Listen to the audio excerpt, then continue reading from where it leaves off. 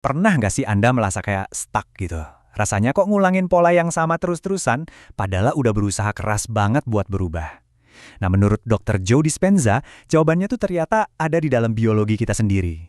Dia punya semacam cetak biru loh, buat memprogram ulang pikiran dan tubuh kita, supaya kita bisa lepas dari masa lalu dan, ya, benar-benar menyembuhkan diri dari dalam. Yuk, kita bedah bareng-bareng gimana caranya.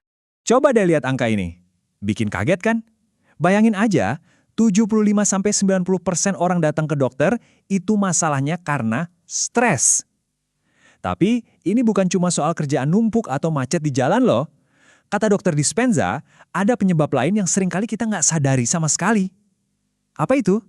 Ternyata, tubuh kita bisa kecanduan sama emosi-emosi negatif. Nah, ini dia biang keladinya. Kecanduan emosional. Coba bayangin deh, tubuh kita itu kayak apotek pribadi. Tiap kali kita stres, apotek ini langsung ngeluarin koktail kimia. Isinya kortisol sama adrenalin. Kalau ini keseringan terjadi, tubuh kita lama-lama bukan cuma kebal, tapi malah jadi nagih. Iya, beneran, nagih. Sama persis kayak orang kecanduan hal lain. Gimana? Kedengarannya aneh kan? Masa sih kita kecanduan sama perasaan yang bikin kita menderita? Tapi ternyata ada penjelasan biologis yang masuk akal banget di baliknya. Yuk, kita lihat gimana siklus ini bisa ngejebak kita tanpa kita sadar. Oke, jadi gini cara kerjanya. Semua berawal dari pemicu stres kan? Nah, lama-kelamaan tubuh kita jadi terbiasa banget sama lonjakan kimia tadi, sampai-sampai itu jadi program di alam bawah sadar kita. Begitu kadar kimia stres ini turun dikit aja, tubuh kita langsung kirim sinyal ke otak, seolah-olah bilang, kok adem ayem? Waktunya cemas lagi nih.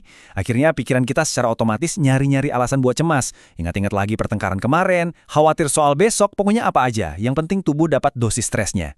Jadi kita pikir masalahnya dari luar, padahal sebetulnya kita cuma kejebak di siklus internal kita sendiri. Oke, itu tadi soal kecanduan stres yang terjadi sekarang. Tapi, gimana kalau emosi yang bikin kita nagih itu ternyata datang dari kejadian bertahun-tahun yang lalu?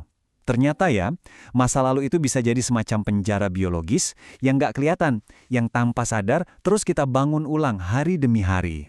Jadi gini, waktu ada kejadian traumatis, otak kita itu kayak ngambil foto instan, lengkap dengan semua kimia dan emosi saat itu. Nah, masalahnya, tiap kali kita mengingat kejadian itu, kita tuh bukan cuma sekedar nostalgia. Enggak, kita memicu ulang seluruh respons kimia yang sama di tubuh kita. Kalau ini diulang terus-menerus, lama-lama tubuh kita benar-benar jadi perwujudan dari emosi masa lalu itu. Seolah-olah kita hidup dalam mode darurat terus-terusan. Nah, ini bagian yang paling penting, tolong diingat baik-baik. Bagi tubuh kita, nggak ada bedanya antara kejadian yang beneran terjadi sama emosi yang kita ciptakan cuma dari pikiran. Secara biologis, dua-duanya itu sama. Artinya apa? Artinya, kita bisa aja setiap pagi membangunkan tubuh kita dengan ancaman dari masa lalu, bikin dia hidup dalam mode bertahan hidup non-stop, padahal di dunia nyata nggak ada bahaya apa-apa. Dan ini yang lebih mencengangkan lagi. Penelitian nunjukin kalau sekitar separuh ya, 50% dari cerita masa lalu yang kita ulang-ulang terus di kepala kita itu ternyata nggak akurat. Kita sendiri yang menciptakan atau mengubah ingatan itu. Kenapa? Ya cuma buat ngasih makan kecanduan emosional kita. Tanpa sadar kita menghidupkan lagi penderitaan yang mungkin nggak pernah separah itu, cuma karena cerita itu ngasih kita pembenaran buat nggak berubah. Oke, jadi jelas ya, kita ini seolah-olah terprogram oleh masa lalu dan kecanduan sama emosi yang nyakitin. Pertanyaannya sekarang, gimana cara kabur dari penjara ini? Jawabannya ternyata bukan dengan terus-terusan menganalisis tembok penjaranya, tapi dengan mengubah kondisi emosional kita secara total. Coba kita bandingkan ya. Cara lama itu kita disuruh cerita terus soal penderitaan kita. Kata Dispenza, ini sama aja kayak kita melatih ulang sirkuit otak yang lama, jadi kita makin lengket sama emosi itu. Nah, cara yang baru ini kebalikannya. Daripada fokus ke ceritanya, kita fokus buat ngerasain emosi yang baru, yang lebih positif. Misalnya, rasa syukur. Perasaan ini secara harfiah, ngirim sinyal kimia yang baru ke tubuh kita. Sinyal yang bilang, hey, ancamannya udah lewat, sekarang aman, kamu boleh keluar dari mode bertahan hidup. Nah, ini tujuannya.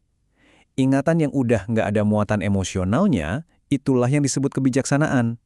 Jadi, sembuh itu bukan berarti lupa ingatan ya. Sembuh itu artinya kita bisa ngelihat masa lalu kita tanpa lagi terpicu respons stresnya. Kejadian itu akhirnya jadi pelajaran, bukan lagi luka yang kebuka terus. Artinya, kita udah berhasil jadi tuan atas emosi kita sendiri. Oke, teorinya kedengeran hebat ya. Tapi, prakteknya gimana sehari-hari? Tenang, Dokter Dispenza juga ngasih cetak biru yang jelas buat perubahan ini. Sebuah proses biar kita bisa jadi arsitek buat diri kita yang baru. Prosesnya ada 3 langkah simple. Pertama, sadar. Kita nggak bisa mengubah program kalau kita nggak tahu program itu lagi jalan kan? Jadi coba perhatikan deh pikiran dan perasaan otomatis kita. Kedua, potong siklusnya. Pas emosi lama itu muncul, rasa insecure, marah apapun itu, langsung sadari dan bilang ke diri sendiri, cukup. Tenangkan tubuh. Nah, ini bagian paling susah. Karena tubuh kita bakal memberontak. Kita harus tunjukin siapa bosnya. Terakhir, yang ketiga, ciptakan yang baru. Latih di dalam pikiran dan perasaan. Gimana rasanya jadi diri kita yang baru, yang kita inginkan. Dengan latihan, kita seolah-olah membangun jalur baru di otak kita, bahkan sebelum kejadiannya terjadi. Nah, inilah arti perubahan yang sejati itu. Menjadi lebih besar dari tubuh kita. Artinya, kemauan kita lebih kuat daripada program emosi otomatis. Menjadi lebih besar dari lingkungan. Artinya, mau di luar hujan badai atau ada orang nyebelin, itu nggak nentuin perasaan kita. Dan menjadi lebih besar dari waktu, artinya kita berhenti hidup dalam penyesalan masa lalu atau cemas soal masa depan. Kita hidup sepenuhnya di masa sekarang yang penuh potensi. Oke, setelah kita belajar cara melepaskan diri dari masa lalu, sekarang kita masuk ke bagian yang paling seru. Gimana caranya kita secara aktif menciptakan masa depan yang kita mau? Ingat ya, ini bukan soal berharap pasif, tapi soal mewujudkan secara aktif. Kebanyakan dari kita kan hidupnya pakai model lama. Pola pikirnya gini, nanti kalau aku dapat promosi, baru aku bakal bahagia. Kita nungguin dunia luar buat ngubah perasaan di dalam. Nah, model yang baru ini membaliknya, kita yang ciptakan efeknya duluan, dengan merasakan perasaan berkelimpahan, dicintai, atau sehat sekarang juga, kita mengubah sinyal di tubuh kita. Kita jadi magnet yang menarik masa depan itu, bukan lagi orang yang capek ngejar-ngejar. Ketika kita bisa secara konsisten merasakan emosi dari masa depan yang kita inginkan, tubuh kita mulai percaya kalau itu semua udah terjadi. Kita pindah dari kondisi ingin dan kurang ke kondisi tahu dan sudah memiliki. Nah, disitulah keajaiban mulai terjadi. Kita berhenti capek-capek ngejar impian kita karena kita udah merasakannya di dalam diri. Dan entah gimana caranya, impian itu yang akhirnya menemukan jalan ke arah kita. Pada akhirnya, semua ini jauh lebih dalam dari sekedar positive thinking. Ini soal mengubah diri kita secara biologis, melepaskan rantai emosi masa lalu, dan dengan sadar menanamkan emosi dari masa depan yang kita pilih. Jadi pertanyaannya sekarang buat Anda adalah, Anda mau jadi siapa?